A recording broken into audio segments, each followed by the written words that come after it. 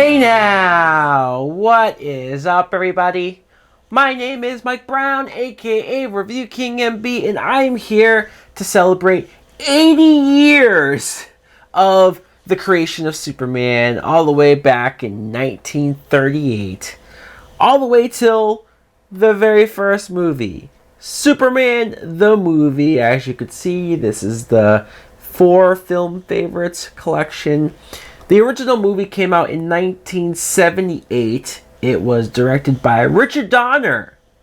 And the plot is fairly simple, fairly straightforward in a sense of it's the story of Superman. It's the origin story of Superman, all the way from his father Jor-El and the destruction of Krypton to him as a baby being brought to Earth, found by the Kents. He was raised on this farm. He became Superman, went to Metropolis, fell in love with Lois Lane, to then try to stop Lex Luthor from destroying half of the country.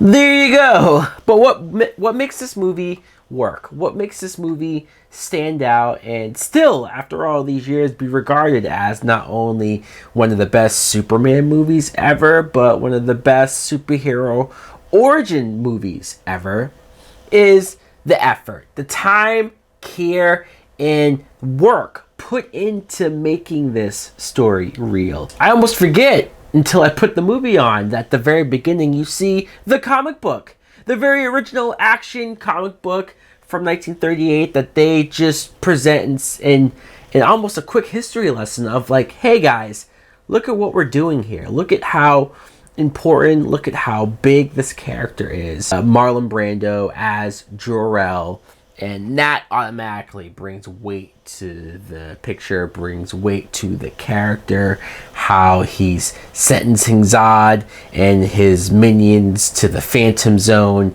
and then you see that he's trying to explain to the Krypton, as he likes to call it, the council, about the planet exploding. They don't believe him. Of course, they'll find out the hard way. The look of Krypton and the crystallized city. Sure, it's been updated since, and you might argue that this version doesn't seem like you could live in it, but it looks gorgeous. It looks great on screen.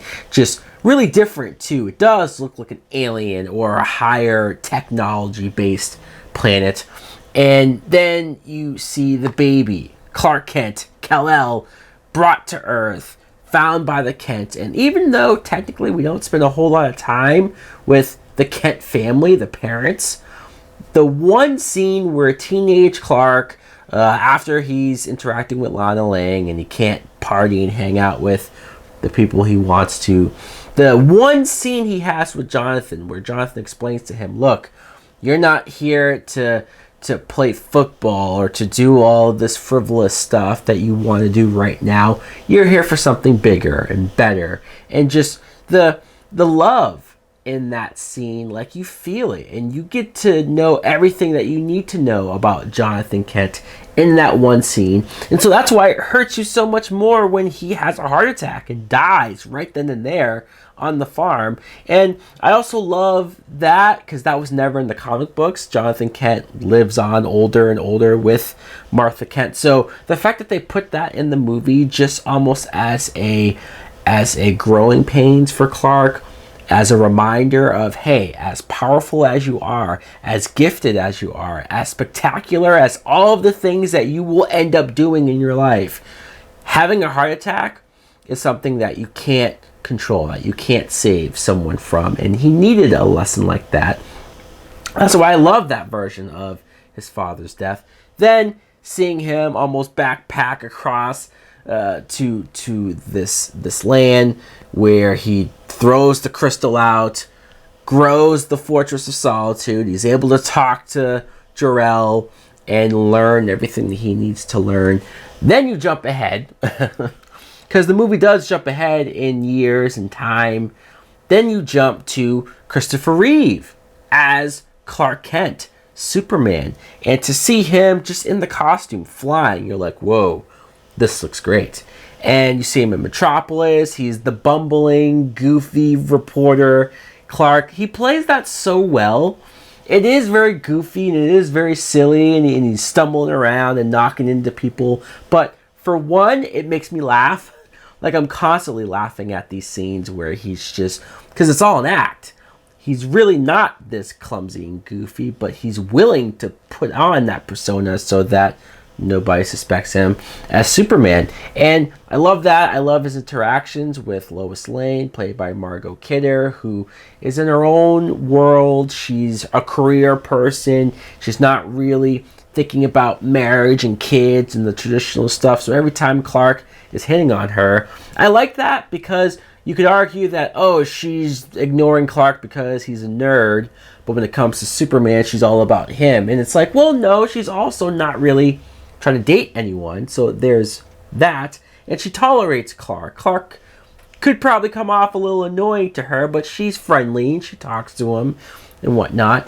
And when she meets Superman, though, when he first saves her from the helicopter and her falling in the building, he catches her, she instantly falls in love. And you could say, well, of course she falls in love with the better looking version, but it's Superman. It's a guy who can fly, who just saved your life, who has all these powers and abilities. It makes sense why she just instantly falls for the guy. The interview scene where she's asking him all these questions that are kind of sexual when you look back on it, it's like, wow, yeah, she's really going for it. It's a little weird to think that Superman is willing to tell not only her, but essentially the world, the newspaper, what his weaknesses are, the things that he can and cannot do. It's almost like you're inviting people to come challenge you at that point. That's what happens. But then after the interview, they end up flying together. You could say a little cheesy, a little silly, you know, but hey, I like it. I do. I like seeing Lois, just even the "Can you read my mind" poem that she reads. The villain is Gene Hackman as Lex Luthor. And look, I think Gene Hackman is a good Lex Luthor. I do. I have to always, when I rewatch this first movie, I have to remind myself, this isn't the Lex Luthor that I know best, that I grew up on, the rich billionaire. This is a very different Lex, pre all of that, where he's a mad scientist, where he's just a criminal mastermind, as he likes to say.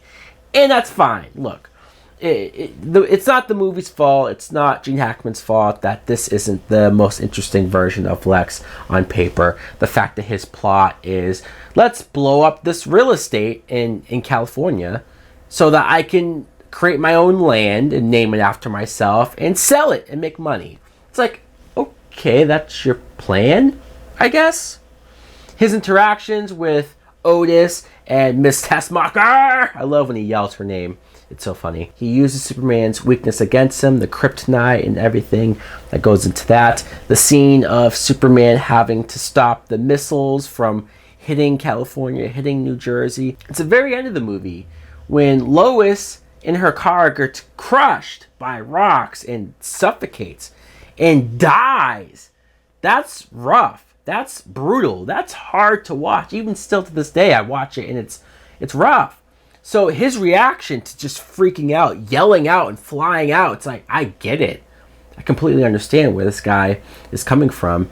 And him, again, silly, maybe, he swings around the world, reverses time, goes back in time, and saves Lois, stops it from happening. You almost wonder, like, whoa, if Superman can do that, then he is legit OP, overpowered. I do like, though, that you see Jor-El for a quick second say, look, son, don't do this. There will be consequences. We don't know what it is yet, but there will be consequences to these actions, to what he does. And I can't not go without talking about John Williams' score. Holy crap! That theme is so triumphant. It's so inspiring. It's so hopeful. It so embodies Superman. And it's, even after all these years later, this is the theme that you think of. This is Christopher Reeve, like seeing him in the costume, the montage of those scenes of him going around saving people, stopping criminals, doing all this stuff. There's so many shots where he looks like the quintessential, the be-all, end-all version of Superman. So guys, Let me know in the comments below what you think of the original Superman. Do you love it as much as I do? Is it one of your favorites? Do you still look at Christopher Reeve as the best Superman ever? Thanks for watching. Like, comment, subscribe. Later!